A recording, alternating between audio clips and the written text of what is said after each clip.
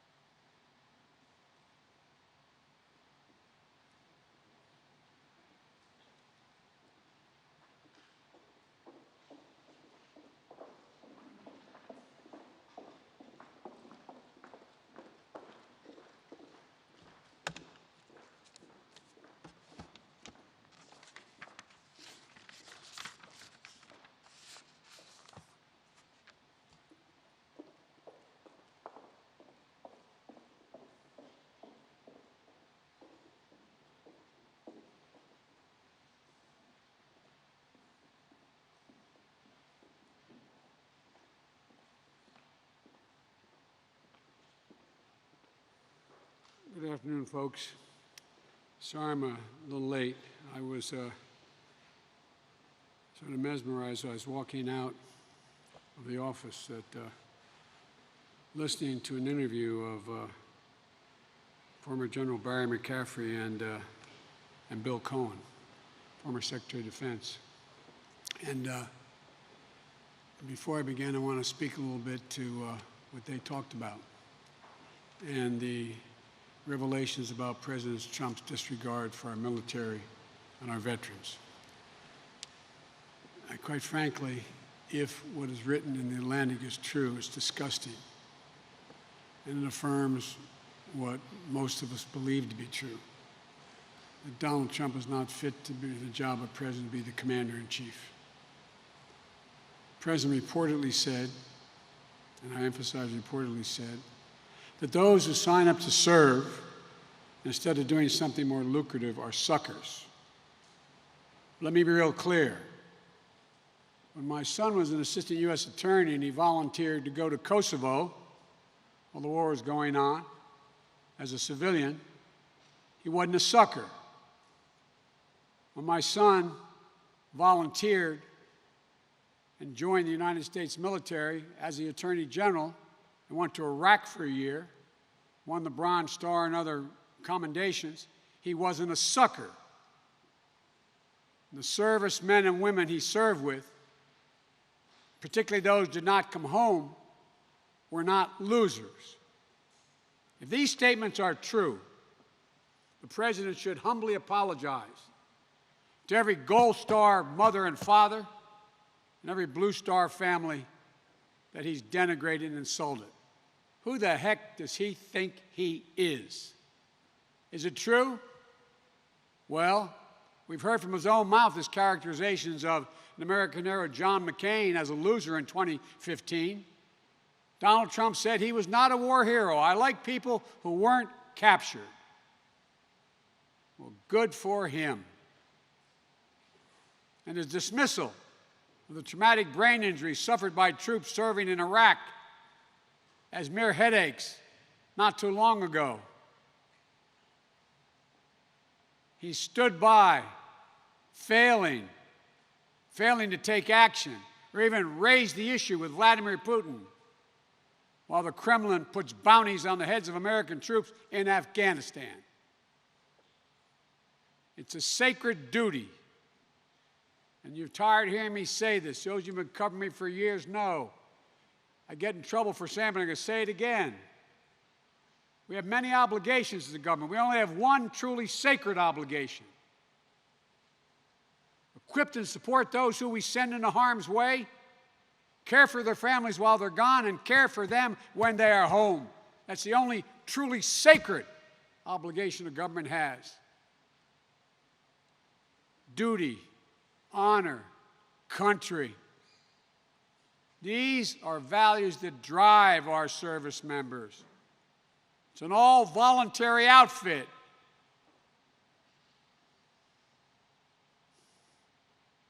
President Trump has demonstrated he has no sense of service, no loyalty to any cause other than himself. And if I have the honor of being the next commander-in-chief, I will ensure that our American heroes know I'll have their backs, honor their sacrifice, and those who have been injured will be in military parades.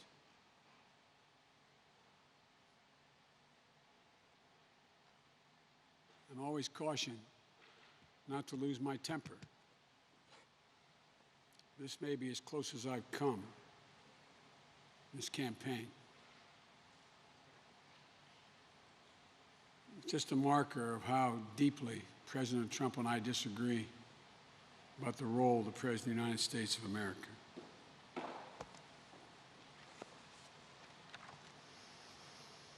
You know,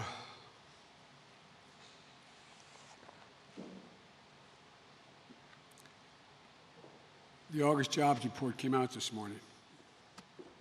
And I'm grateful for everyone who found work again and found a glimmer of hope that brings them back from the edge.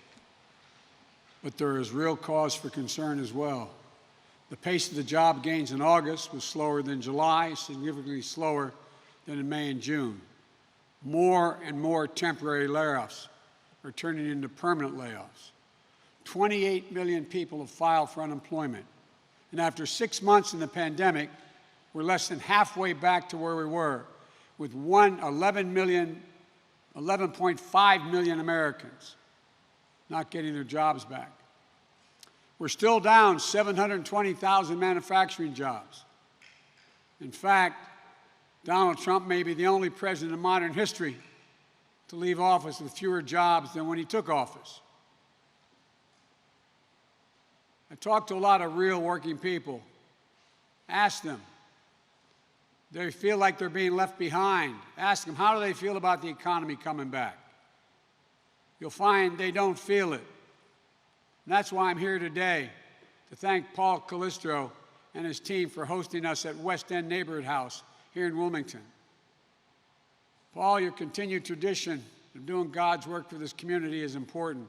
This has been around for more than 130 years. Through pandemics, wars, depressions, West End has been here for generations of people. We're just looking for a chance, not a handout. Just a fair shot at a good job, a safe place to live, and a better life to pass down to their kids. This is a special place for the Biden family. My daughter Ashley, a social worker, was a caseworker here, helping young people who were aging out of foster care. When my son was the Attorney General, Bo came here, right here, to learn more about job training programs for those working toward a GED and a certificate for a good-paying job.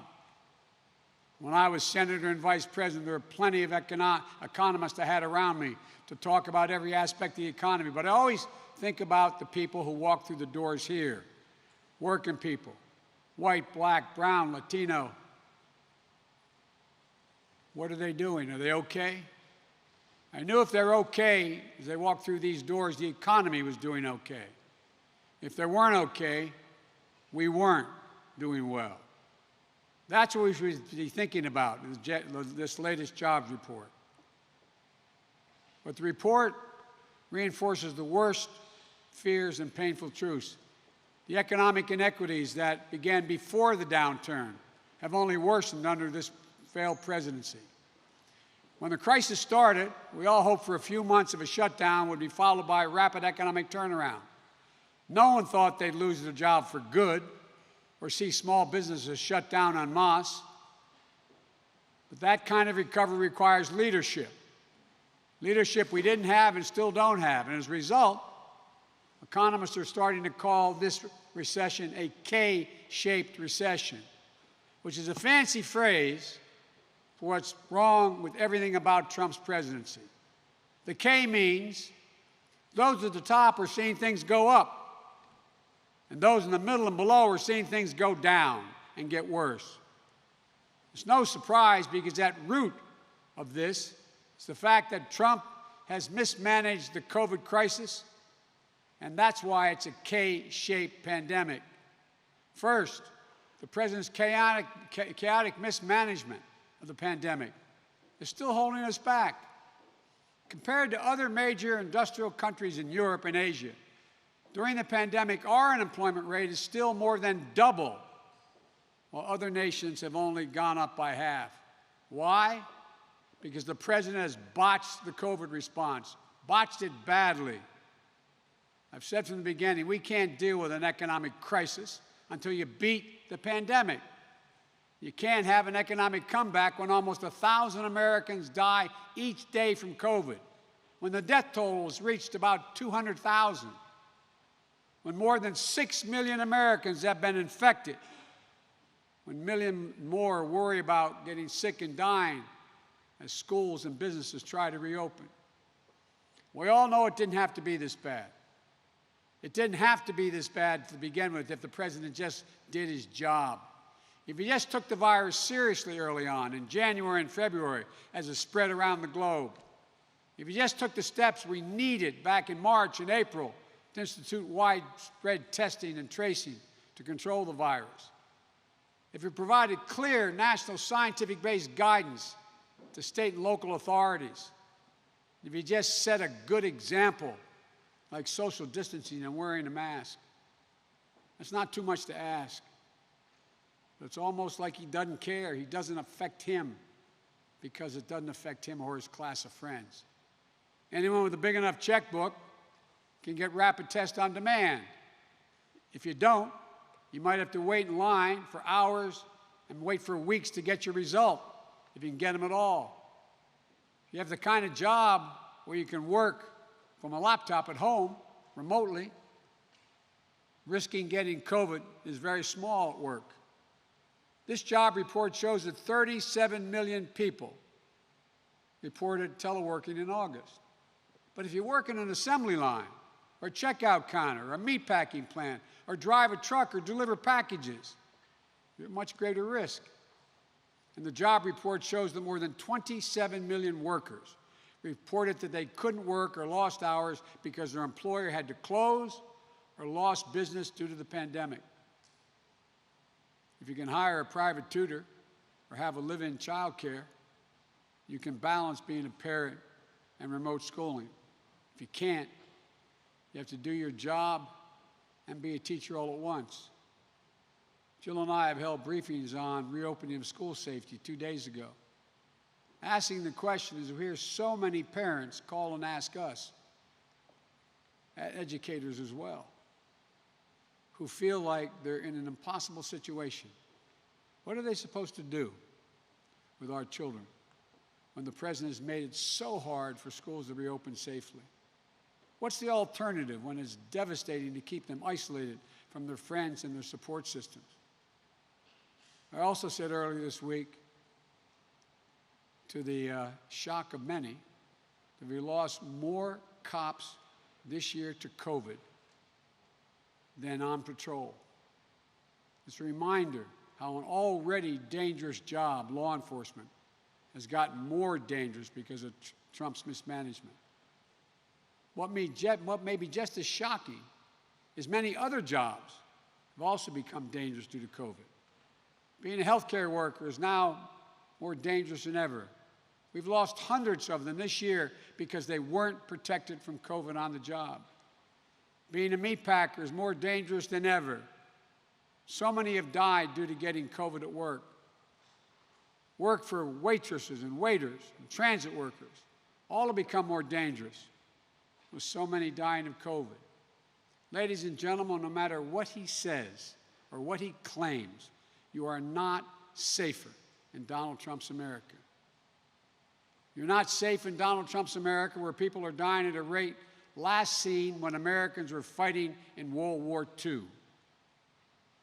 Donald Trump's malpractice during this pandemic has made being a working American a life or death work. And while there's a disproportionate impact on Black, Latino, and Asian Americans and Native Americans' working class communities, white working class communities are being hit hard as well.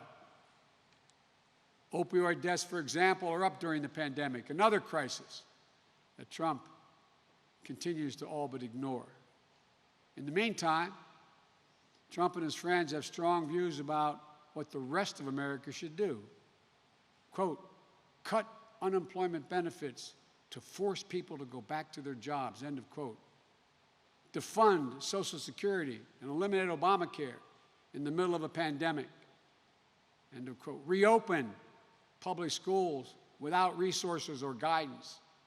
Reopen Main Street business without protection for workers so corporations can continue to soar. This is their plan. Second, and similarly, the economic pain remains unrelenting for millions of working people of every race and background who aren't getting relief they need. Meanwhile, both are doing just fine, some better than ever. This divergence in fortunes is unique to any recession in recent memory. And the painful truth is, we just have a president who just doesn't see it. He doesn't feel it. He doesn't understand. He just doesn't care. He thinks if the stock market is up, then everything's fine. If his wealthy friends and donors are doing well, then everything's doing well. If corporations see their valuations rising, then they must be hiring. But the best economists know what I know.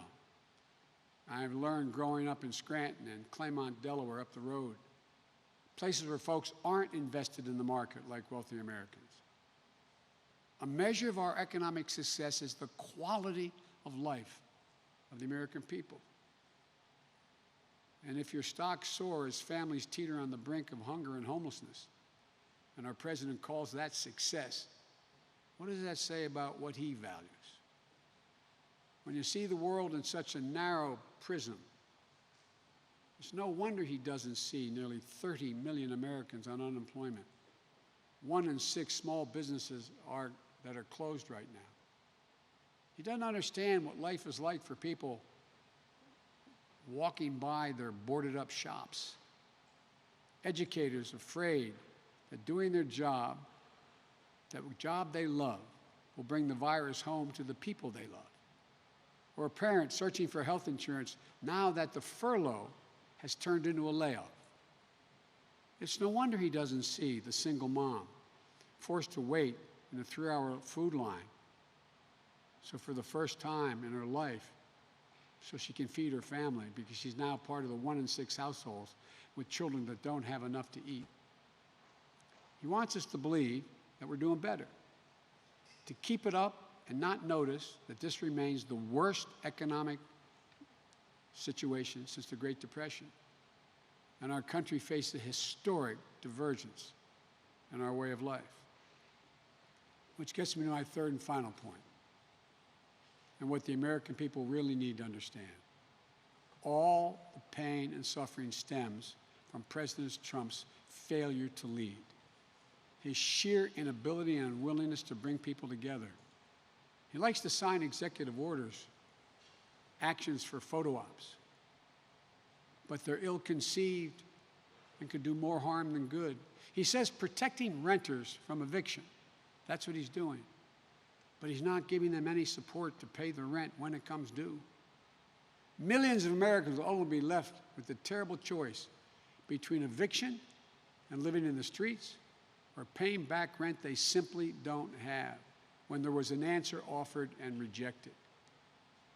He says he's continuing to provide enhanced unemployment insurance payments, but he cut the amount that everyone on it will receive, leaves them on the edge when it runs out in a few weeks or sooner.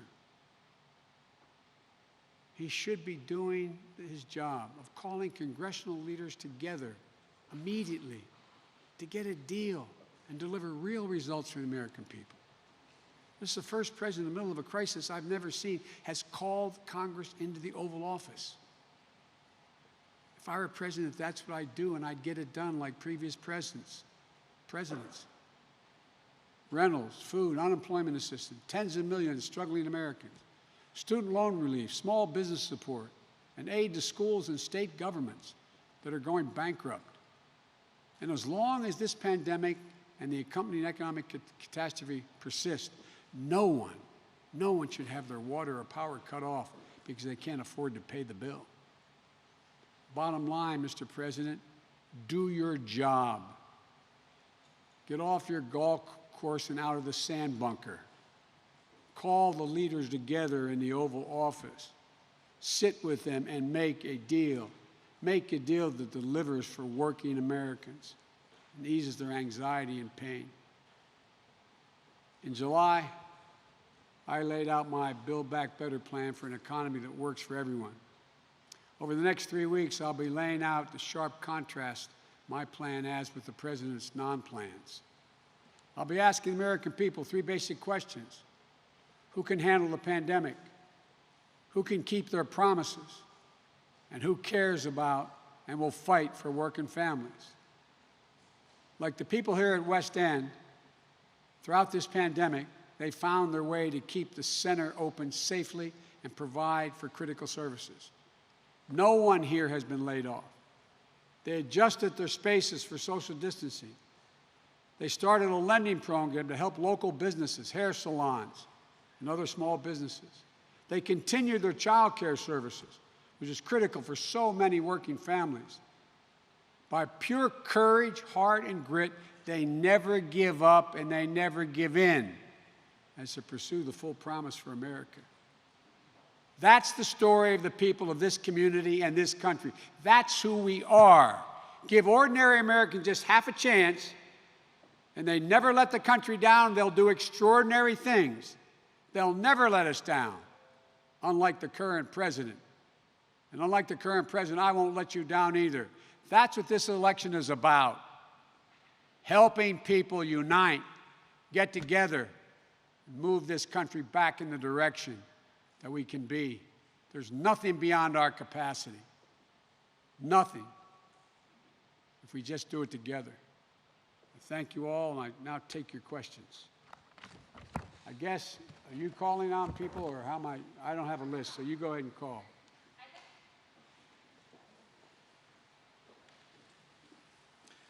Thank you, sir. This morning, in reference to that article in The Atlantic, in a call convened by your campaign, Khizr Khan said that the comments demonstrated that President Trump's life is a testament to selfishness, and that his soul is that of a coward. You've talked about this as a different view of how you see the job as president, but when you hear these remarks, suckers, losers, recoiling from amputees, what does it tell you about President Trump's soul and the life he leads? I'm going to try to be measured in my response. If it's true, and based on other things he said, I believe the article is true, I'd ask you all the rhetorical question. How do you feel? How would you feel if you had a kid in Afghanistan right now? How would you feel if you lost a son, daughter, husband, wife? How would you feel, for real? I know that's not your job to express that feeling, but you know. You know in your heart, you know in your gut. It's deplorable. It's deplorable. As I've said many times, I'll say again, these folks are the backbone of America. They're the heart, the soul, the grit.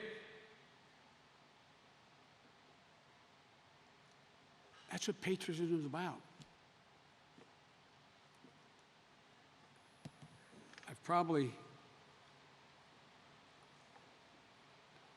I've just never been as disappointed in my whole career with a leader that I've worked with, president or otherwise, that if the article is true, and it appears to be based on other things he said, it is absolutely damnable. It is a disgrace. Sesky, on a somewhat related topic, what would you say to the supporters of the QAnon, the people who believe in that conspiracy, what they think is true about America, that there's sex trafficking and a conspiracy against President Trump, and what would you say to President Trump for not rejecting that conspiracy and the people who believe in it?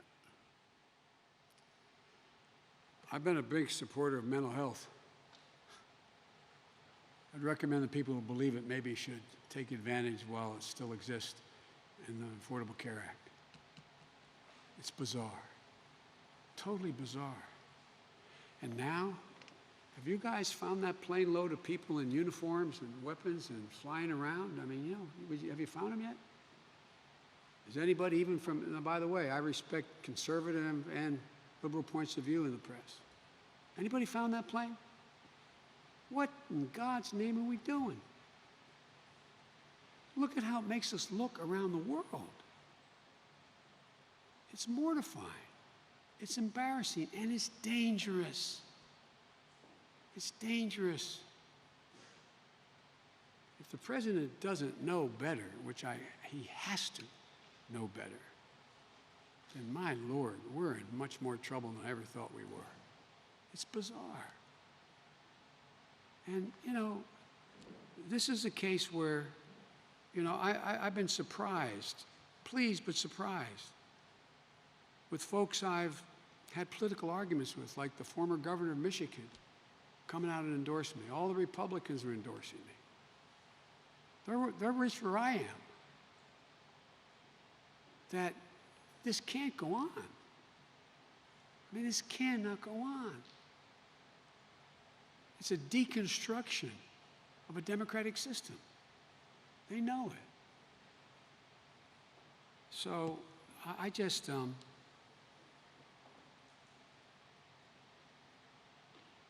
I'll conclude with what you heard me say many times before. The words of a president matter, even a lousy president. It gives succor, it gives encouragement to people who are spouting irrational views that no one has even close to ever presuming or showing ever existed. And it's done for a simple reason. From the very beginning, he's understood the only way he could win the first time and can win this time is he fundamentally divides the nation. Puts the nation, divides us so we're at each other's throats. That's not who we are. That's not who we are. Thank you, sir.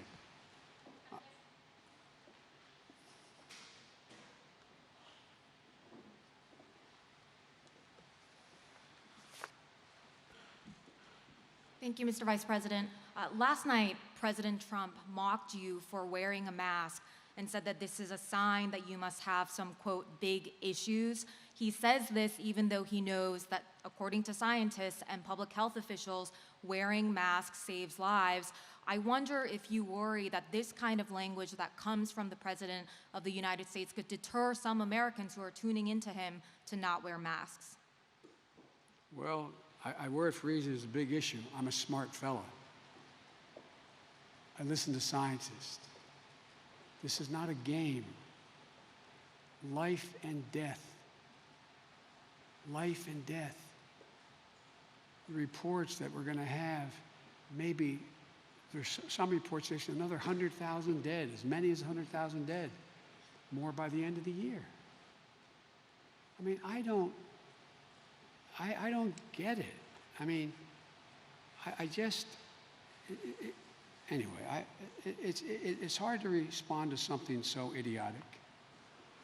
Okay. Before my second question, just quickly, have you been tested now for COVID-19? Yes, I have. How many times?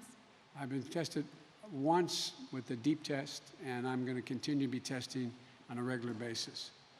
Could I just ask quickly about Attorney General William Barr saying on CNN this week, he said that his assessment right now is that China poses the most aggressive threat to U.S. elections, even more than Iran or Russia. Do you believe him? Is that also your understanding based on the intelligence briefings that you have received? No, it's not consistent with the briefings I've received, and he's a lousy enough attorney general, but he's a really bad intelligence officer. It's not consistent because you believe. Because I believe what I've been told.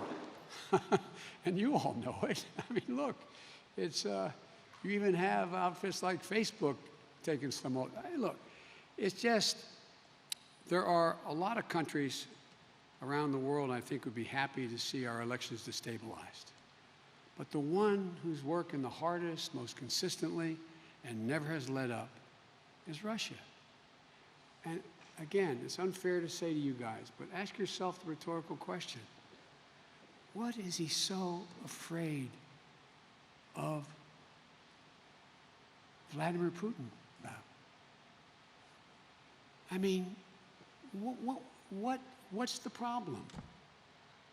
I mean, nothing. Nothing. It's almost obsequious. I mean, anyway, I just want to make it clear. I believe any country that engages in any activity to delegitimize or impact on American elections is a direct violation of our sovereignty.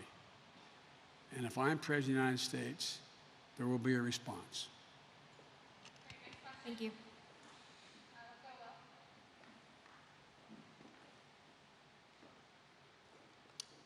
Sir, it's been a couple of weeks now since you announced Senator Harris as your running mate, and we haven't seen her out very much, including yesterday in Kenosha. Why is that, and what role do you see her playing in the final 2 She's months? been on the road. She's out herself. The role is that, just like when Barack and I campaigned, we tried to cover as much territory as we could, and both of us out campaigning. She is an incredibly competent candidate. She is doing a great job. There will be times when we're together, but there's a lot of territory to cover. I talk with her almost every day. I speak with her. We work together, and I have great confidence in her. There's nothing about not campaigning together. It's about being able to cover more territory.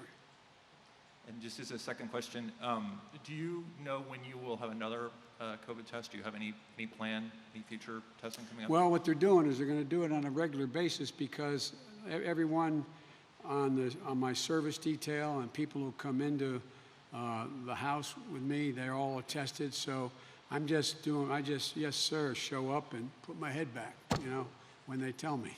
You don't know when it'll be? The next one? Pardon me? You don't know when the next one will be? I imagine it'll be sometime this week. I just don't know. But it'll be a regular basis. Thank you.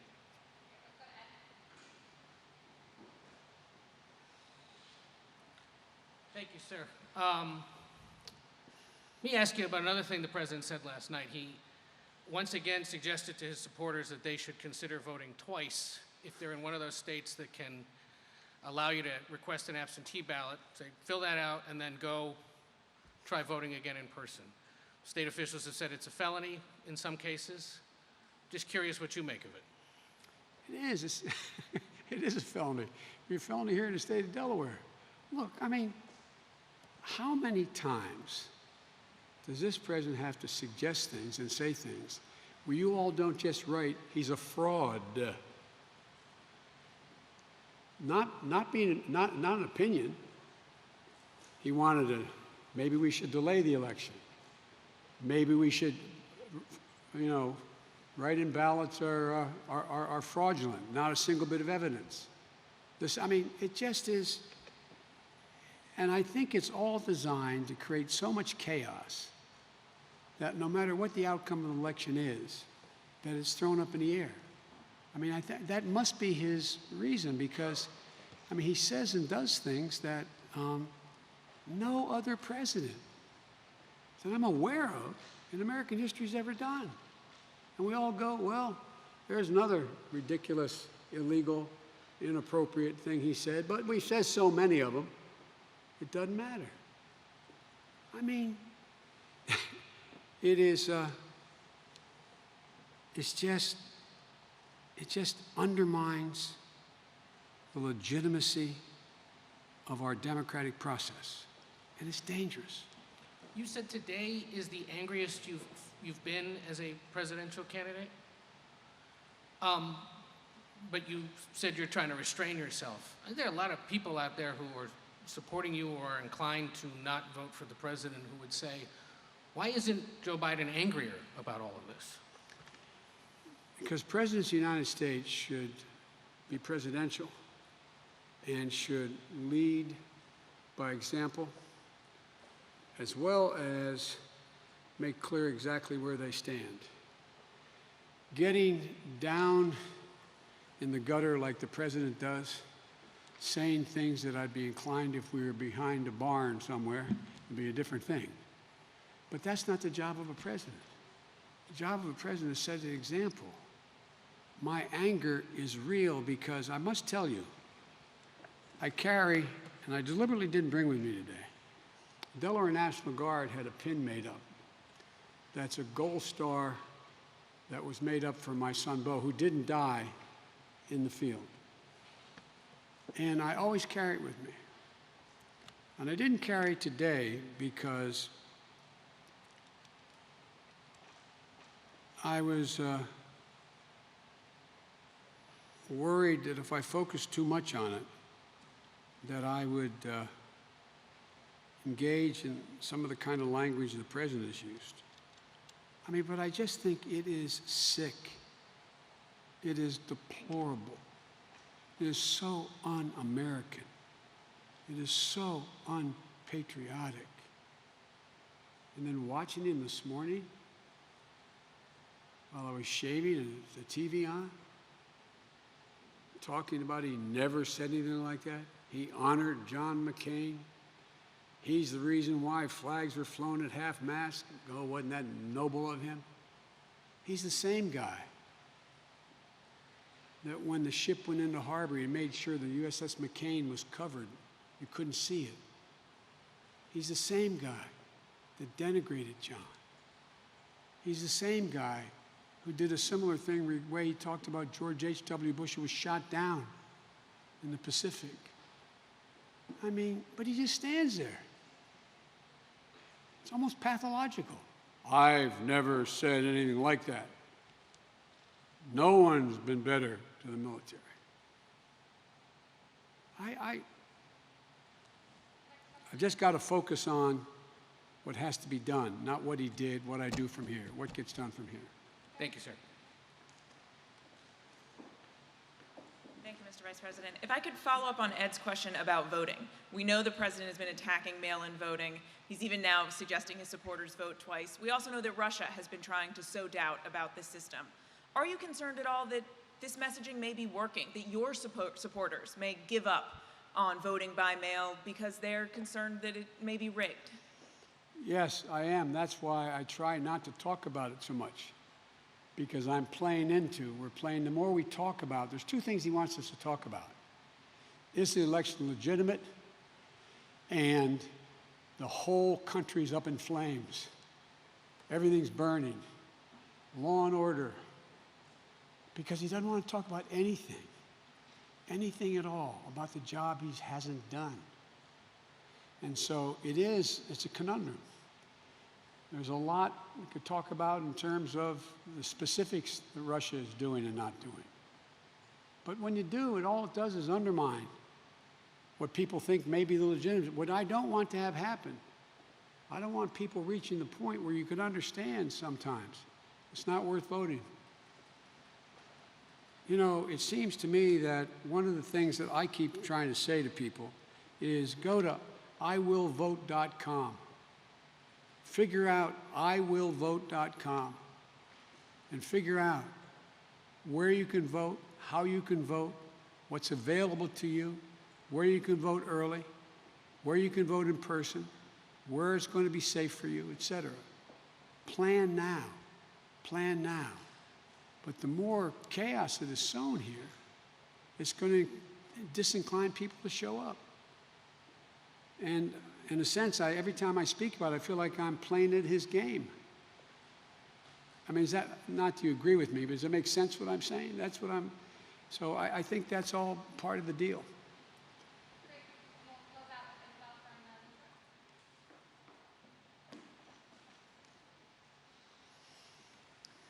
Thank you, Mr. Vice President.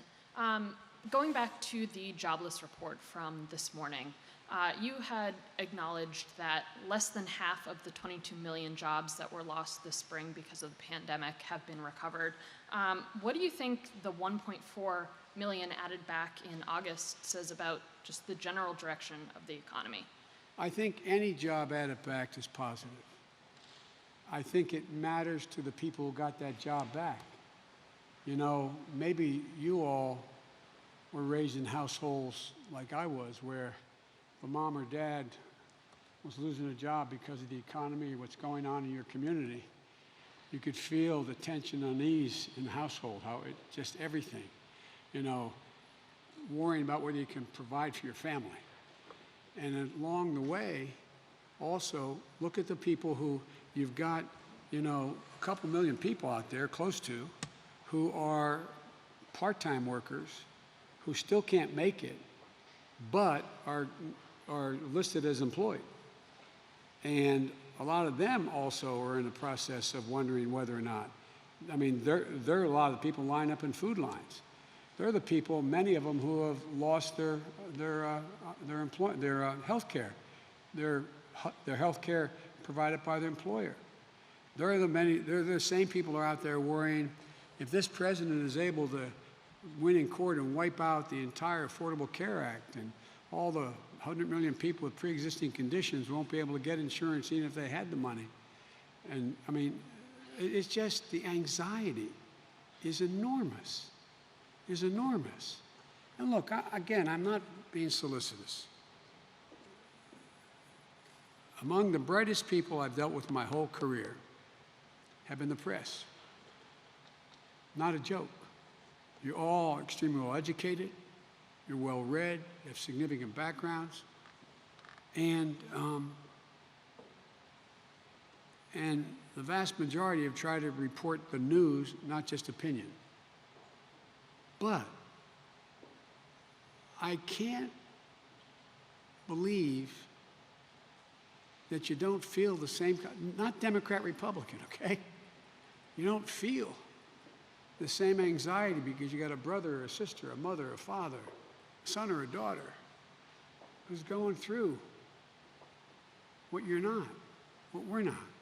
We have jobs. Well, I don't have a job now, but we have jobs. And so it's a real concern. And I just think that this has moved beyond Democrat, Republican. I think it's moved to trying to put this country back together again so we can move.